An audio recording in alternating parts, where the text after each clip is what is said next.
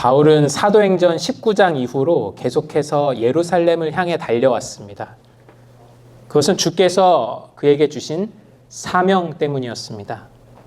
물론 바울은 그가 예루살렘에 가면 잡힌다라는 것을 알았습니다. 그가 예루살렘으로 향하며 들렸던 모든 도시에서 선지자들이 바울에게 말했습니다. 예루살렘에 가면 잡힙니다. 예루살렘에 가면 잡혀서 고난을 당할 것입니다. 예루살렘으로 향하며 들린 모든 도시에서 그런 예언을 들었습니다. 바울은 예루살렘에 가면 잡힌다는 사실을 알았습니다. 하지만 그 무엇도 복음에 붙들린 바울을 막을 수 없었습니다. 그는 예루살렘에 가서 잡힐 것뿐만 아니라 죽을 것까지도 각오를 했습니다. 오늘 본문은 그런 그가 드디어 예루살렘에 도착했다라는 말로 시작을 합니다. 바울은 예루살렘에 있는 형제들에게 깊은 환대를 받았습니다. 그리고 그 이튿날 바울은 예루살렘 교회, 당시 예루살렘 교회의 지도자였던 야고보 사도, 야고보와 장로들을 만납니다. 그리고 그들에게 선교 보고를 하죠. 특히 바울은 하나님께서 이방 가운데 교회를 세우시고 어떤 일들을 하셨는가, 하나님이 어떤 일들을 하셨는가를 낱낱이 그들에게 말합니다. 이 이야기를 들은 예루살렘 교회의 모든 지도자들은 다 하나님께 영광을 돌렸습니다. 여기까지는 분위기가 아주 좋습니다. 그런데 야고보 사도가 갑자기 이런 말을 합니다. 20절 후반부 또 21절입니다. 형제여, 그대도 보는 바에 유대인 중에 믿는 자 수만 명이 있으니 다 율법의 열성을 가진 자라. 유대인 중에 믿는 자가 누구냐면 당시 예루살렘에 유대인들이 살고 있었잖아요. 그 유대인들 중에서 이제 예수 그리스도를 믿기로 한 사람들, 기독교로 개종한 사람들, 그 개종한 유대인들을 말하는 겁니다. 유대인 중에 믿는 자가 수만 명이 있으니 다 율법의 열성을 가진 자라. 내가 이방에 있는 모든 유대인을 가르치되 모세를 배반하고 아들들에게 할례를 행하지 말고 또 관습을 지키지 말라 한다 함을 그들이 들었노라. 이 예루살렘 교회에 있던 유대인 그리스도인들, 그러니까 개신교, 기독교 신자인데 유대인들이었던 사람들이죠. 그 사람들이 어떤 소문을 들었냐면 너가 이방에 사는 유대인들에게 이렇게 가르쳤다. 할례를 행하지 말고 모세를 배반하고 관습을 행하지 말아라. 이런 가르침을 가르쳤다라고 이 사람들이 지금 그 소문을 듣고 들었다라는 이야기입니다. 쉽게 말하면 이런 말이에요. 당시 예루살렘에 살던 유대인들은 모세 시대로부터 내려오던 법, 즉 율법을 아주 진지하게 지켰습니다. 무척 열심히였죠. 그것은 예수님을 믿지 않는 유대인들, 즉 유대교 유대인이든 또 이제 예수님을 믿기로 개종한 유대인들이든 즉 기독교 유대인들이든 상관없이 전부 율법을 지키는 일에 열심히 있었습니다. 다만 그 두 집단은 유대교 유대인들과 기독교 유대인들, 쉽게 말해서 유대교 유대인들, 기독교 유대인들이라고 제가 말씀드릴게요. 이 두 집단의 다른 점은 이 율법을, 모세의 율법을 지키는 것이 그들에게 구원을 가져다 주느냐 그렇지 않느냐의 문제에서 생각이 달랐어요. 즉 유대교 유대인들은 뭐라고 생각했을까요? 그럼 당연하지. 율법을 잘 지켜야 하나님께 구원을 받지. 율법을 잘 지켜야, 나의 행동으로 율법을 잘 지켜야 구원을 받지. 이런 생각을 유대인들, 유대교 유대인들이 여전히 가지고 있었단 말이죠. 자, 그렇다면 예수님을 믿는 기독교 유대인들은 어떻게 생각했을까요? 이렇게 대답했을 겁니다. 아니야. 율법을 지키는 것은 그저 경건한 모습으로서 소중할지는 몰라도 율법이 우리를 구원하는 것은 아니야. 다시 말씀드릴게요. 율법을 지키는 것이 아주 경건한 모습이고 소중할지는 몰라도 그것이 우리를 구원하는 것은 아니야. 그것을 지키는 것이 우리를 구원하는 것은 아니야. 우리는 오직 주 예수께서 우리를 위해 하신 일로 구원을 받아. 이렇게 대답을 했습니다. 그러나 이 대답에서도 알 수 있듯이 그들도 이 유대인 그리스도인들, 즉 기독교로 개종한 유대인들도 여전히 이 율법이라는 것이 구원의 수단은 아니지만 여전히 소중하고 지킬 만한 것이다 라는 생각을 가지고 있었다는 겁니다. 국민 정서였다는 거예요. 유대인이면 모두가 가지고 있었던 생각, 율법은 지킬 만한 거야, 소중한 거야. 이게 유대교, 아직 개종하지 않은 유대교 유대인이든 아니면 개종한 기독교 유대인이든 상관없이 국민 정서였다는 거예요. 율법은 소중한 거야. 근데 어떤 면에서만 달랐냐면요, 이 율법이 우리에게 구원을 가져다 주느냐 아니냐, 그 부분에서만 차이가 있었을 뿐이지, 이 율법이라는 것에 대해서 소중하게 생각하고 지키려고 했던 마음은 유대인이라면 동일하게 생각하고 있었다는 겁니다. 그러니까 이렇게 예를 들 수 있을 것 같아요. 여러분, 한국인이라면 한국과 일본이 축구 경기를 하면 누구를 응원하고 싶죠? 한국을 응원하고 싶죠. 기독교 신자이건 불교 신자이건 상관없이 한국인이라면 동일하게 가지고 있는 일본에 대한 감정이 있습니다. 동일하게 종교를 떠나서 가지고 있는 감정이라는 게 있다는 거예요. 정서가 있어요. 마찬가지죠. 당시에 예수님을 믿지 않던 유대교 유대인들이든 아니면 예수님을 믿던 기독교 유대인들이든 상관없이 율법이라는 말을 들으면 이건 지킬 만한 거야, 경건을 위해서 필요한 것이지 라는 생각을 가지고 있었단 말입니다. 국민 정서였다는 거예요. 단 구원에 있어서만 그 생각이 달랐던 것이지 율법이라고 하면 둘 다 지킬 만한 거야 라는 생각을 가지고 있었습니다. 그게 구원의 필수 요소이냐 그렇지 않냐에 대해서만 완전히 달랐던 것이죠. 따라서 아무리 당시 예루살렘 교회를 출석하고 있던 유대인 그리스도인들, 즉 기독교 유대인들이라고 할지라도 그들은 율법에 대해 가치 있는 것이다 라는 생각을 가지고 있었어요. 여전히 가지고 있었습니다. 아무리 그들이 예수께서 우리를 위해 하신 일로 말미암아 우리가 은혜로 구원을 받았다라는 교리를 믿고 있다 할지라도 그들은 여전히 율법에 대해 지킬만 하며 소중한 것이다 라는 생각을 가지고 있었어요. 그들은 율법에 대해 이렇게 생각을 하고 있었습니다. 아무리 그들이 기독교로 개종한 유대인들이었다 할지라도, 즉 율법을 지킴으로써가 아니라 하나님의 은혜로 구원을 받는다라고 고백을 하고 있었다 할지라도 그들은 율법에 대해서는 진심인 편이었단 말입니다. 잘못됐다는 게 아니라 유대인이라면 기독교인이든 유대교인이든 상관없이 가지고 있었던 국민 정서였다는 거예요. 이해가 되십니까? 네. 그런데 그런 유대인 그리스도인들, 즉 기독교로 개종한 유대인 기독교인들 사이에 어떤 소문이 퍼집니다. 바울이 이방인들 사이에 사는 유대인들에게, 그러니까 이방 세계에 사는, 이방 땅에 사는 유대인들에게 이런 가르침을 했다라는 소문이 들리는 거죠. 너희는 모세를 배반해도 괜찮아. 너희는 모세의 율법을 지키지 않아도 괜찮아. 이제 더 이상 아들들에게 할례를 행하지 않아도 괜찮아. 이제 관습도 행하지 않아도 괜찮아 라고 이방 땅에 사는 유대인들에게 바울이 그렇게 가르쳤다라는 소문이 예루살렘 교회에 퍼지기 시작했습니다. 물론 사실이 아니었어요. 바울은 한 번도 이방 땅에 사는 유대인들에게 모세의 율법을 배반해도 괜찮아, 할례를 행하지 않아도 괜찮아, 하지 마, 관습을 행하지 마 라고 가르친 적은 없었습니다. 물론 이방인들에게는, 이방 땅에 사는 유대인들이 아니라 이방인들에게는 너희가 그리스도인이 되기 위해 모세의 율법을 지켜야 하는 것은 아니야 라고 가르친 적은 있지만 이방 땅에 사는 유대인들에게 모세의 율법을 무시해라, 배반해라, 버려라 라고 가르친 적은 없었습니다. 오히려 그도 율법을 지킬 때는 지켰단 말이죠. 바울도 율법을 지키고자 할 때는 지켰어요. 디모데에게 할례를 베풀었고요.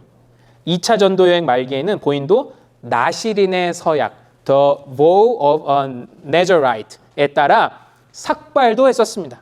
그러니까 바울에 대한 이런 소문은 당연히 사실이 아니죠. 헛소문인 거예요. 하지만 당시 야고보 사도가 목회하던 이 예루살렘 교회의 유대인 그리스도인들은 바울에 대한 그 헛소문을 굳게 믿고 있었습니다. 바울에 대한 소문을 믿고 있었어요. 그리고 그들은 바울이 이방인도 아니고 이방 땅에 사는 유대인들에게 모세의 율법을 배반해, 할례 행하지 마, 관습도 행하지 마라고 가르쳤다라는 그 포인트에서 단단히 화가 나 있었습니다. 이건 뭐냐면 국민 정서를 건드린 거예요. 율법은 유대교인이든 그리스도교인이건 모두 상관없이 다 그들에겐 국민정서 아주 지킬 만한 좋은 것이었거든요. 물론 구원에 있어서는 차이가 났지만. 근데 바울이 이방 땅에 사는 유대인들에게 관습을 행하지 마. 모세 율법을 배반해라고 가르쳤다라는 것에 지금 단단히 화가 나 있어요. 예루살렘 교회, 기독교 유대인들을 얘기하는 겁니다. 이들이 바울 이거 나쁜 놈이네 이거 제대로 된 거 가르치는 거 맞아? 국민 정서를 건드렸단 말이죠. 아주 불편해하고 아주 이 화가 나 있었던 상태였습니다. 물론 헛소문이었어요. 근데 그 교회 성도들이 그걸 다 믿고 있었다라는 겁니다.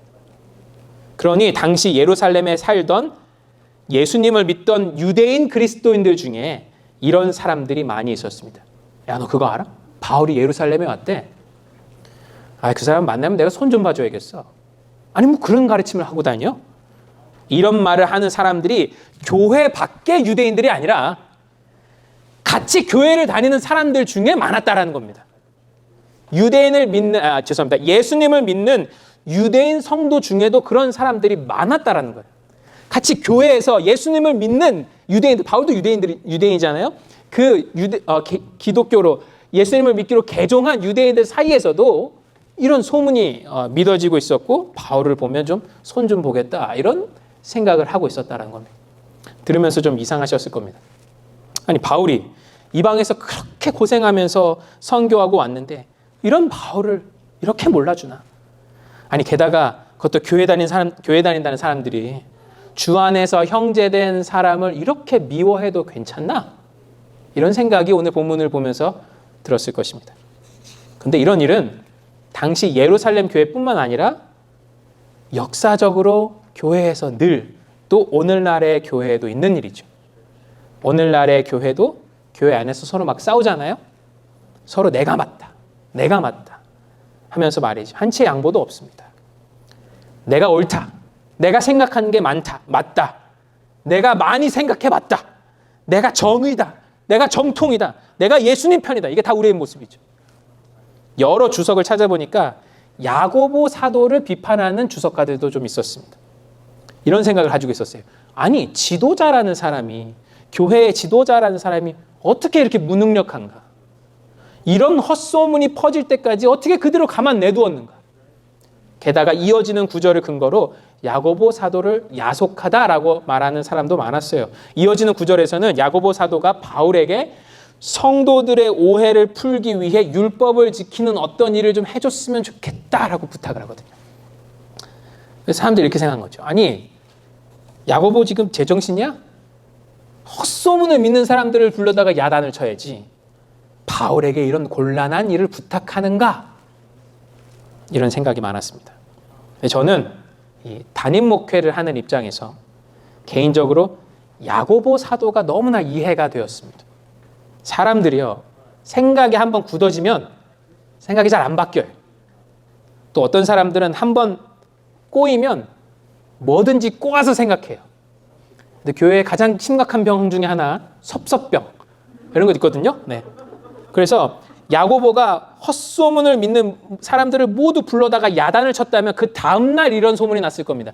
야고보도 바울과 한패다. 이런 소문이 났을 거예요.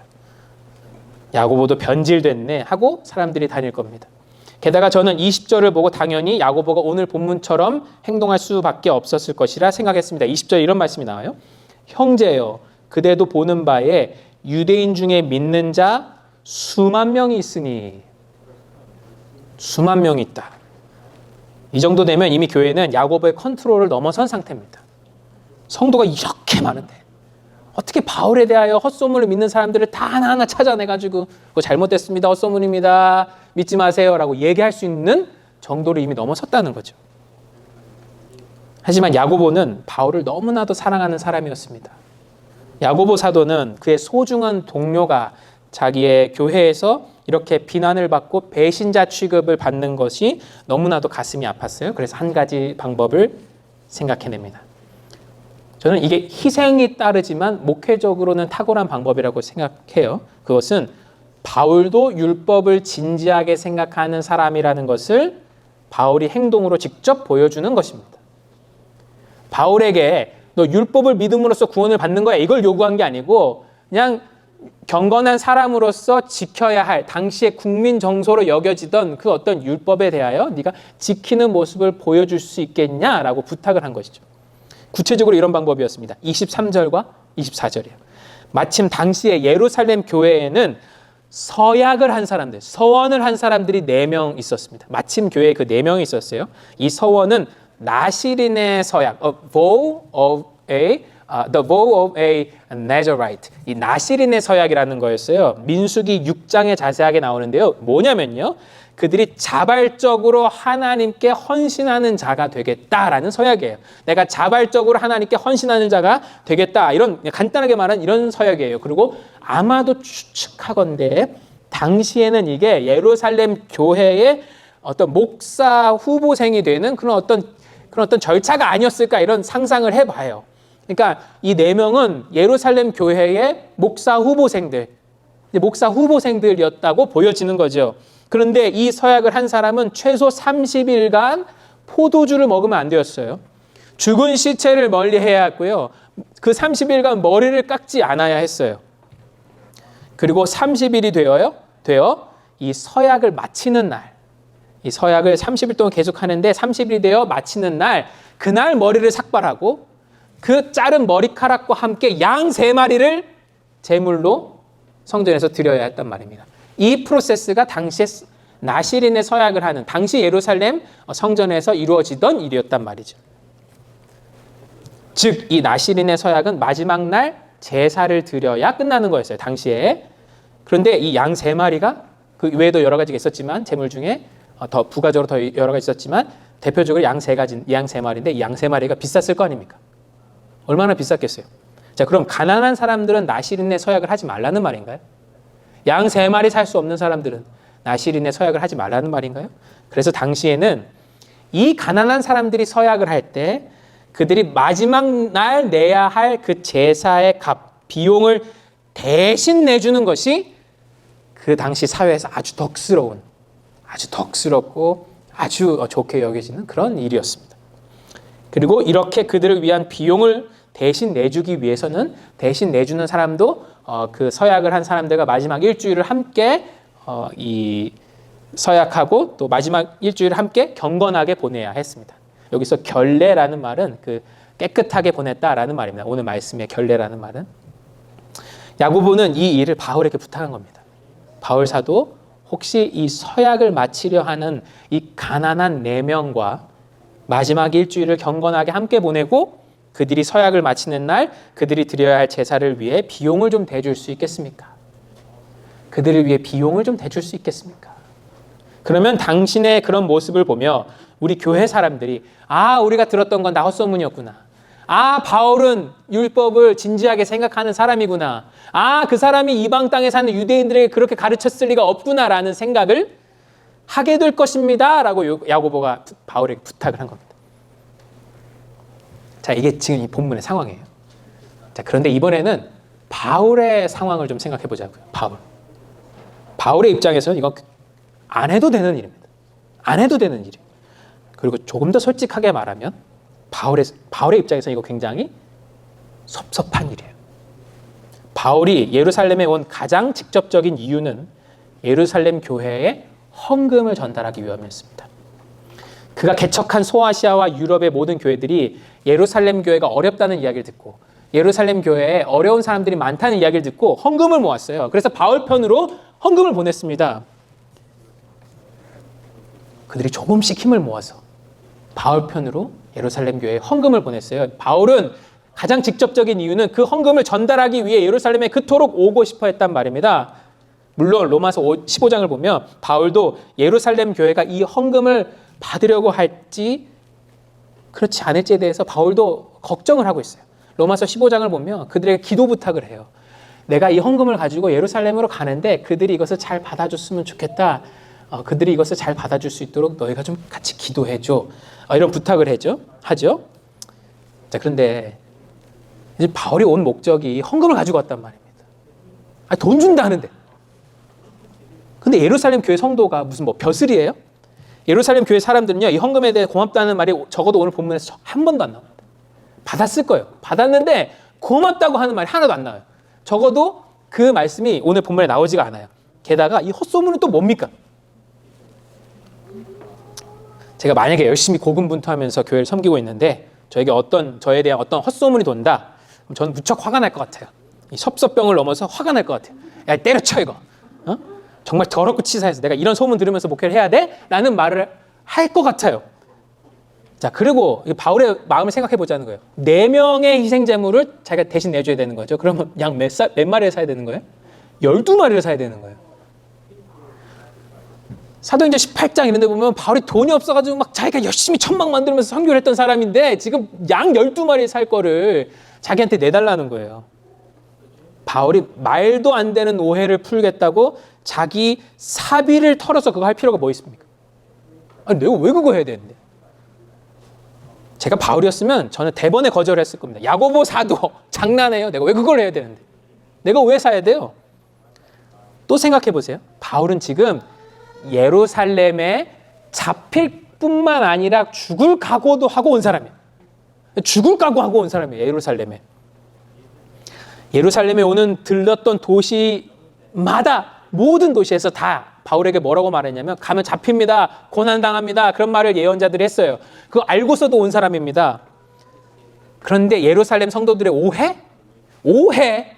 이게 뭐 중요해? 오해 받고 말죠 뭐. 아니, 죽기로 각오한 사람인데 오해 받고 말지. 오해가 무슨 소용이에요? 내가 안 그랬으면 된 거잖아. 내가 안 그랬으면 정직한 거잖아요. 오해하라 그래. 날 혼내주겠다고? 그러라 그래.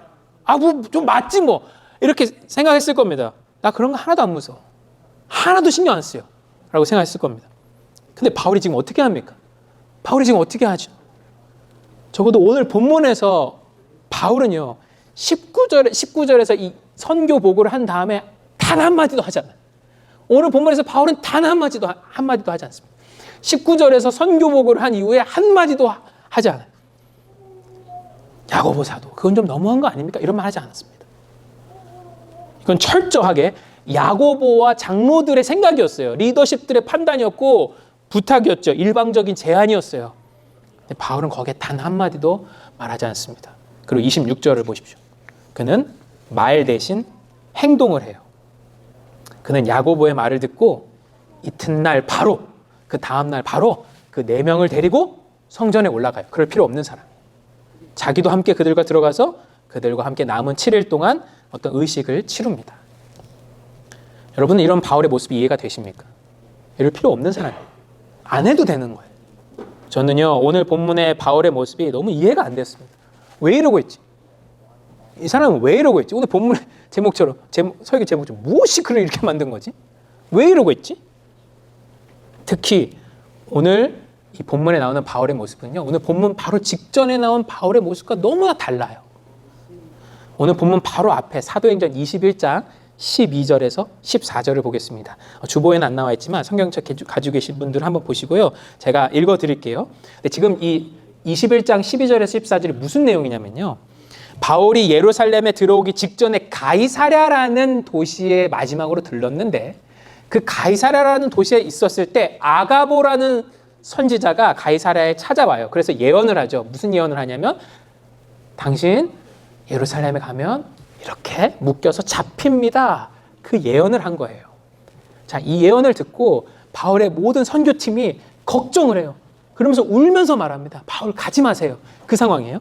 12절, 우리가 그 말을 듣고 그곳 사람들과 더불어 바울에게 예루살렘으로 올라가지 말라 권하니, 여기 12절에 나온 우리는 바울의 선교팀이에요. 선교팀이 가지 마세요 바울! 라고 권했단 말이에요. 13절, 바울이 대답하되 여러분이 어찌하여 울어? 지금 울고 있었던 거예요. 바울의 선교팀이 울면서 가지 말라고 한 거예요. 여러분이 어찌하여 울어? 내 마음을 상하게 하는가? 이게 원문의 표현을 보면 내 마음을 어떻게 하면 이렇게 찢어지게 만듭니까? 내 마음을 잘 알면서 그런 말이에요. 나는 주 예수의 이름을 위하여 결박당할 뿐만 아니라 예루살렘에서 죽을 것도 각오한 사람입니다. 이렇게 말해요. 14절입니다.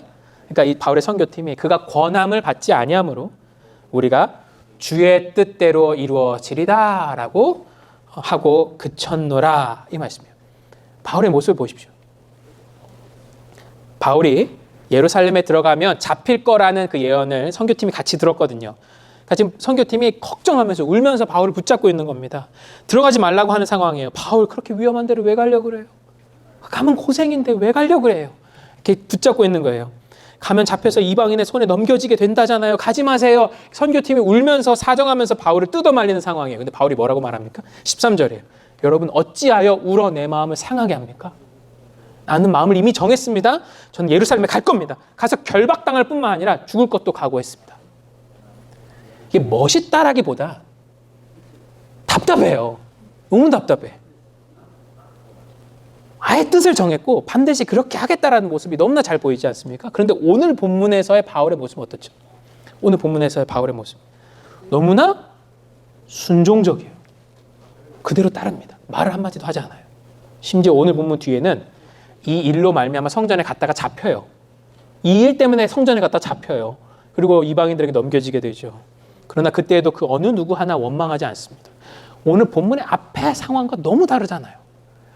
오늘 앞에서는 그렇게 뜻을 정하고 나는 그런 거 하지 않아. 나는 예루살렘에 가. 내가 간다고 정했으면 가는 거야 라고 말해놓고는 예루살렘에 와서는 너무 순종적이란 말이에요. 그 4명의 사람들과 함께 성전에 들어가고 있는 바울의 모습. 그 헛소문에 대하여서 아무 이야기도 하지 않고 그저 그 오해를 풀기 위하여 4명의 사람들을 데리고 성전에 들어가는 바울의 모습.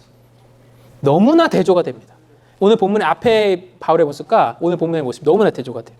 그래서 성경에 대고 우리는 이렇게 외치고 싶어요. 아니 바울 형, 사람이 왜 그래? 자존심도 없어? 그러려고 예루살렘에 갔어?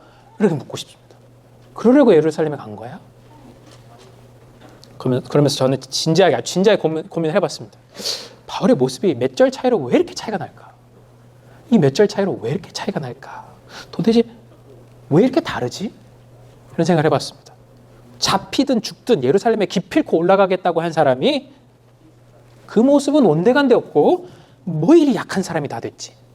예루살렘에 가서는 아무 마디도 하지 않고 그들이 원하는 대로 다 해주고 있는 왜 이런 사람이 됐지? 라는 이 생각을 해보게 됐습니다. 그런데 깊이 묵상하는데 깨달아지는 게 있었어요.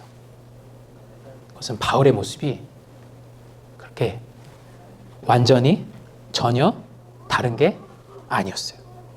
바울의 모습이 처음과 지금, 오늘 본문 전과 지금이 다른 게 아니었어요.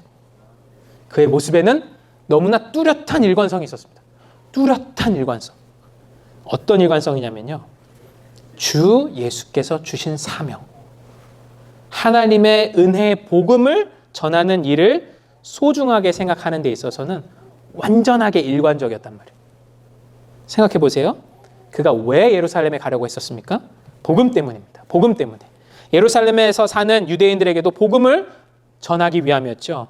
이런 복음을 전하기 위함이었습니다. 우리가 예수 그리스도께서 하신 일로 말미암아 구원을 받았습니다. 은혜로 구원을 받았습니다. 율법을 지킴으로써가 아니라 은혜로 구원을 받았습니다. 예수께서 친히 우리의 죄를 감당하셨고 우리를 대신하여 우리가 했어야 할 순종을 그가 우리를 대신하여 하셨습니다. 우리는 그런 예수 그리스도를 믿음으로 하나님 앞에서 죄 없다함을 받을 수 있고 구원을 얻을 수 있습니다. 이걸 전하기 위해서 예루살렘에 지금 그토록 가고자 했던 것입니다. 즉 그를 그토록 예루살렘으로 향하게 한 것은 예루살렘 사람에게도 하나님의 은혜의 복음을 전하기 위함이었고 예수께서 하신 일이 어떻게 이방교회를 세웠는지를 전하기 위함이었습니다. 자, 그럼 복음 때문에 그가 예루살렘에 그토록 가고자 했던 거예요. 자, 그리고 그가 예루살렘에서는 왜 그토록 순종적이었을까요? 왜 그토록 순종적이었을까요?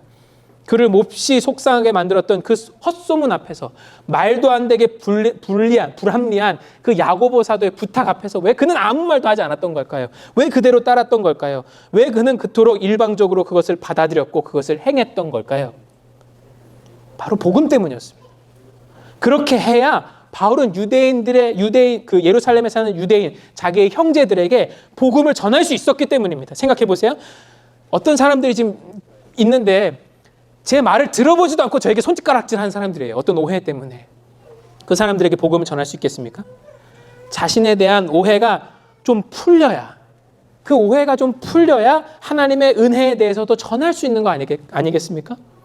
그는 복음에 대해서 타협하는 게 아니라면, 복음을 타협하는 게 아니라면 모든 이에게 종처럼 순종했습니다. 복음을 타협하는 게 아니라면 그대로 따라갔어요. 고린도전서 9장 말씀은 예루살렘에서의 이런 바울의 행동을 너무나 잘 설명해 줍니다. 고린도전서 9장 18절에서 23절에 이런 말씀이 기록되어 있어요. 제가 고린도전서 9장 18절에서 23절을 천천히 읽어드리겠습니다. 바울이 이렇게 고백하는 거예요. 그런즉 내 상이 무엇이냐?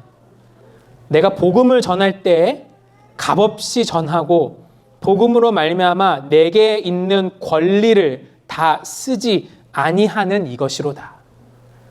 내가 권리를 다 쓰지 않겠다. 복음을 위해서라면. 이렇게 말하고 있는 겁니다. 19절 고린도전서 9장 19절입니다. 내가 모든 사람에게서 자유로우나 스스로 모든 사람에게 종이 된 것은 더 많은 사람을 얻고자 함이라. 유대인들에게 내가 유대인과 같이 된 것은, 유대인을 만나면 내가 유대인과 같이 된대요. 그 이유는 유대인들을 얻고자 함이요, 율법 아래에 있는 자들에게 내가 율법 아래에 있지 아니하지만 율법 아래에 있는 자 같이 된 것은 그 율법 아래에 있는 사람들을 얻기 위함이다. 율법 없는 자에게는, 내가 하나님께는 율법 없는 자가 아니요 도리어 그리스도의 율법 아래에 있는 자이나 율법 없는 자와 같이 된 것은 율법 없는 자들을 얻고자 함이라.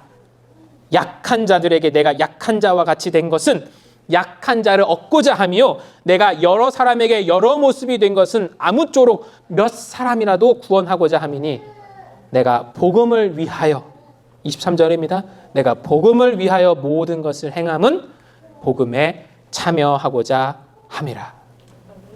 그는 복음을 전하는 일에 있어서는 그 복음을 타협하는 것이 아니라면 모든 것이든 할 수 있는 사람이었어요.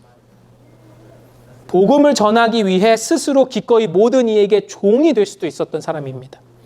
그가 예루살렘에 들어오기 전에 보여준 그 완강한 모습이나 예루살렘에 들어와서 보여준 그 약하고 약한 모습이나 완전한 일관성이 있어요. 그것은 바로 복음에 대한 마음입니다. 복음의 주인이신 예수님께 대한 뜨거운 마음입니다. 복음의 내용인 하나님의 은혜에 대한 뜨거운 열심이에요. 여러분, 저는 오늘 이런 바울의 모습을 본받자라는 말을 하려는 게 아닙니다. 우리 이런 바울의 모습을 본받읍시다 라고 말하려는 게 아니에요. 대체 바울을 이렇게 만들 수 있었던 게 뭘까? 바울이 그토록 사랑하고 소중하게 생각했던 이 복음에 대해서 소개하고 싶은 겁니다. 우리는 늘 인정받고 싶어 합니다. 인간은 늘 인정받고 싶어 해요. 하지만 이 세상 어떤 것도 우리를 영원히 인정해주지 않고 증명해주지 않습니다. 잠깐 인정해주거나 증명해줄 때가 있죠. 하지만 우리가 실수하거나 나이가 들거나 실력을 잃어버리면 우리는 그 인정을 바로 잃어버립니다. 그래서 우리에게는 그런 일시적인 증명이 아니라 영원한 인정, 영원한 관계가 필요해요.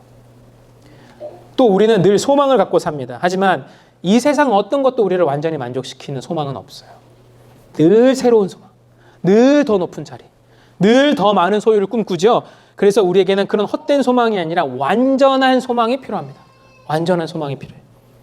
또 우리는요, 늘 외롭습니다. 인간은 늘 외로워요. 마음 한구석이 늘 비어있는 느낌입니다.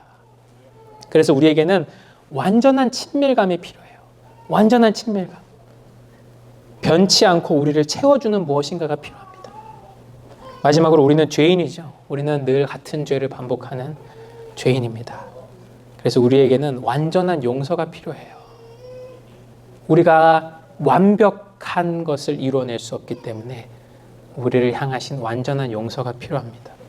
변치 않고 우리를 받아주는 존재가 필요하단 말이죠. 이런 우리를 위한, 이런 우리 모두를 위한 좋은 소식이 여기 있습니다.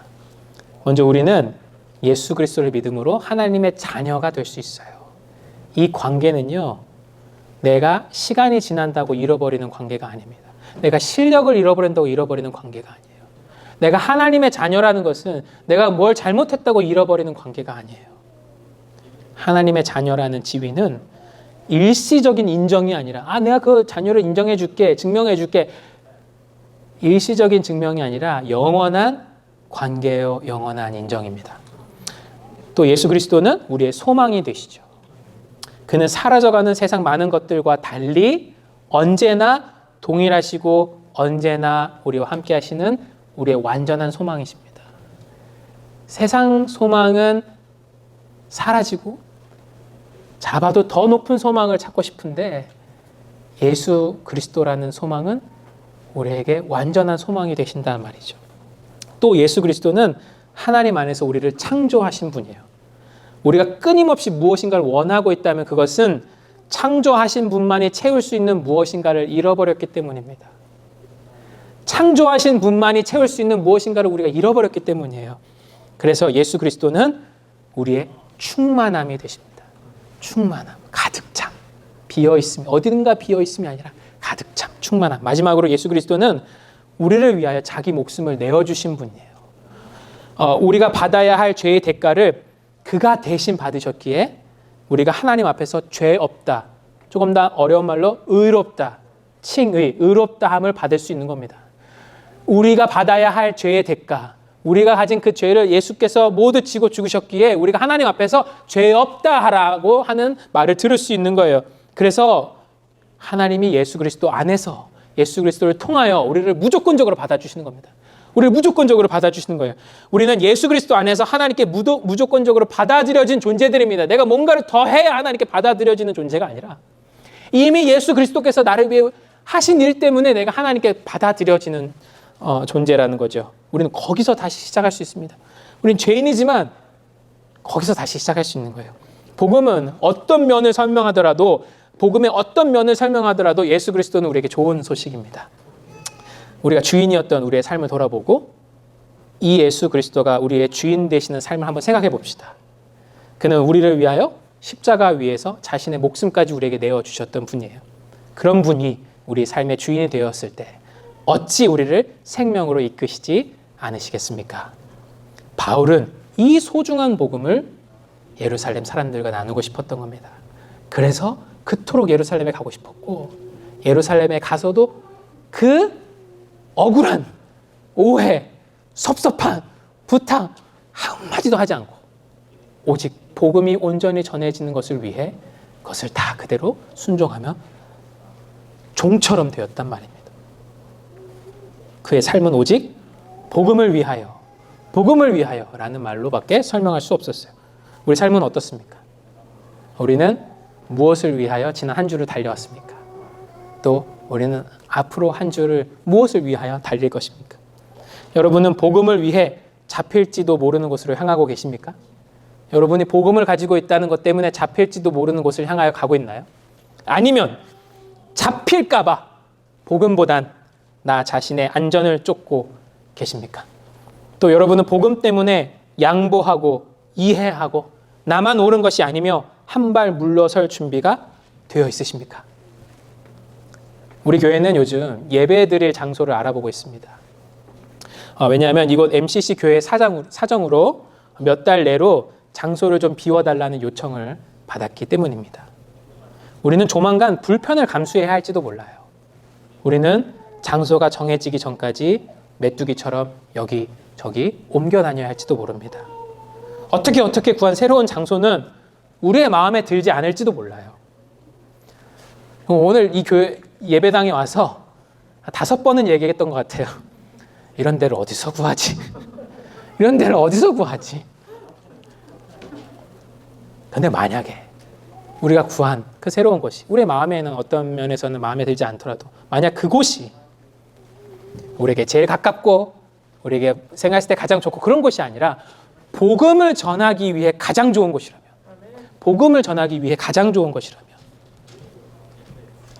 우리는 기꺼이 우리의 그 불편함을 감수할 준비가 되어 있는지요?